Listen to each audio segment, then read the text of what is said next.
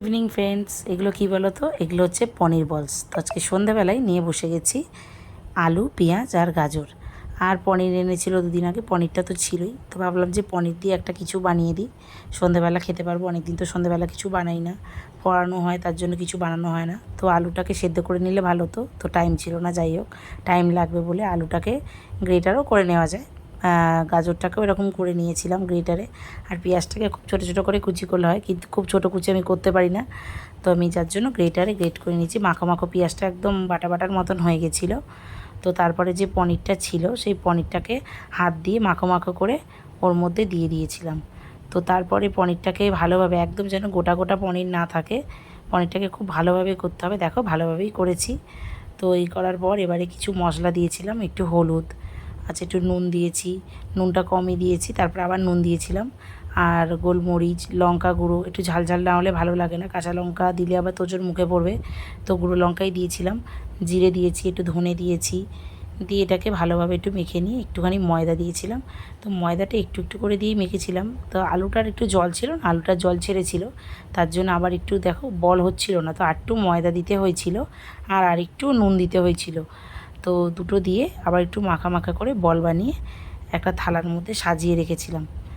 বেশ অনেক কটাই বল হয়েছিল, সব বলগুলোকে না একসঙ্গে আমি করে রেখেছিলাম, যে বারবার যাতে হাতে নিয়ে না করতে হয়, তাই জন্য এই থালাটার মধ্যে একসঙ্গেই বলগুলোকে করে রেখে দিয়েছিলাম। সব বলসগুলো হয়ে যাওয়ার পর ব্রেড ক্রামস নিয়েছিলাম একটা বাটিতে। তো তারপরে ওই বলগুলোকে ব্রেড ক্রামসের মধ্যে হালকাভাবে করে তেল গরম করতে দিয়ে দিয়েছিলাম তার আগে থেকেই। তো তেলের মধ্যে দিয়ে দিলাম।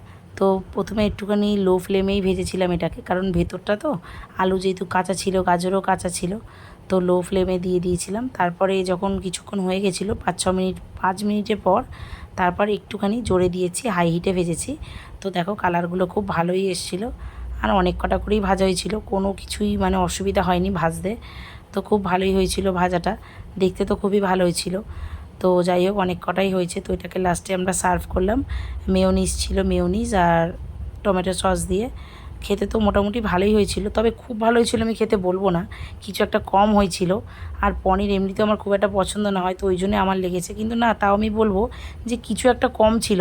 আমি হয়তো এটা ফার্স্ট বানালাম, তো আমি বুঝতে পারিনি। তো তোমরা এই ভিডিওটা যদি বুঝতে পারো যে কী কম ছিল, আমাকে প্লিজ বলো, যে এটা আরও ভালো করা যেত হয়তো কিছুতে। ভালো হয়েছিল, কিন্তু কিছু একটা কম ছিল যেটা বুঝতে পারিনি।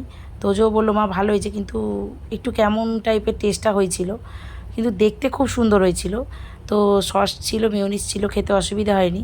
তো দেখো, দেখতে খুব ভালো হয়েছিল। তো খেয়ে নিচ্ছি। ভিডিওটা ভালো লাগলে লাইক করে দিও, যারা ইউটিউবে দেখছো সাবস্ক্রাইব করে দিও চ্যানেলটাকে, আর যারা ফেসবুকে দেখছো তারা তো ফলো করে দিও।